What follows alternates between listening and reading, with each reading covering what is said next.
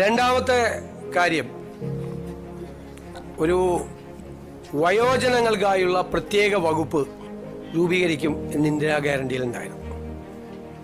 നിങ്ങൾ കേൾക്കുമ്പോൾ അത് തീരുമാനമെടുത്തിട്ടുണ്ട്. വയോജനങ്ങൾക്കായി പ്രത്യേക വകുപ്പ് രൂപീകരിക്കാൻ പോവുക.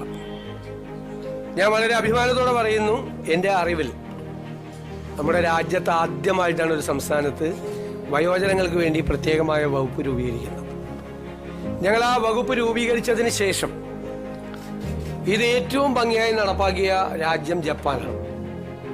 ഏറ്റവും ഭംഗിയായി വയോജനങ്ങളുടെ ഒരു ജീവിതം തന്നെ മാറ്റിമറിച്ച വിപ്ലവകരമായ ഒരു നടപടിയാണ് ജപ്പാനിലെ ഗവൺമെന്റുകൾ സ്വീകരിച്ചത്.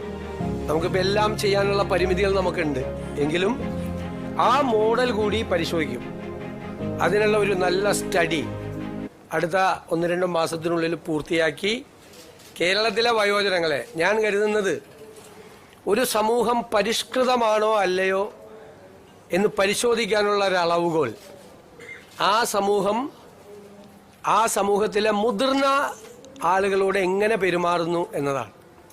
ഇപ്പം നമുക്ക് കേരളം സിവിലൈസ്ഡ് സൊസൈറ്റിയാണ്, പരിഷ്കൃത സമൂഹമാണെന്ന് ലോകത്തോട് മുഴുവൻ വിളിച്ചു പറയണമെങ്കിൽ പ്രായമായവരുടെ അല്ലേ, അവരോട് ഏറ്റവും മാന്യമായി, അവരെ കരുതലോടുകൂടി, അവരെ ചേർത്ത് പിടിച്ചുകൊണ്ടുള്ള ഒരു സമീപനവും പദ്ധതികളും കേരളത്തിൽ ഉണ്ടാകണം ധാരാളമായി.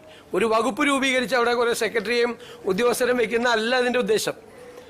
വലിയ ലക്ഷ്യങ്ങളാണ് അതിൻ്റെ അകത്തുള്ളത്.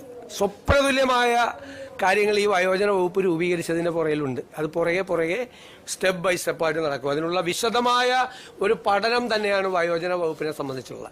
നമുക്ക് കേരളത്തിന് വലിയ താമസമില്ലാതെ ലോകത്തോട് മുഴുവൻ ഉറക്കെ വിളിച്ചു പറയാൻ പറ്റണം, ഞങ്ങളാണ് സിവിലൈസ്ഡ് സൊസൈറ്റി, ഞങ്ങളുടെ പ്രായമായവരെ എങ്ങനെയാണ് നോക്കുന്നത് എന്ന് പറയണം.